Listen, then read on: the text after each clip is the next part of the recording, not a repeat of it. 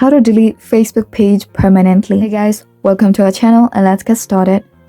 So first, go ahead and open up your Facebook application and log into your Facebook page. Once you're logged in, tap on three horizontal lines at the upper right corner. And now simply tap on this gear like icon to open the settings. Now from the settings page, scroll down and under page information, tap on access and control. Now from here, tap on deactivation and deletion. To delete your account, select delete account permanently and tap on continue. Once you've done this, you'll be prompted to enter or choose a reason why you want to delete your Facebook account. So you can go ahead and select any one of the reasons in there and tap on continue. Again, tap on continue. And now if you want to download any of your page information, then you can simply go ahead and download it on this page. If not, scroll down and tap on continue. Now finally, you'll be prompted to enter your Facebook password to finalize the action. So go ahead and enter your Facebook password and tap on continue.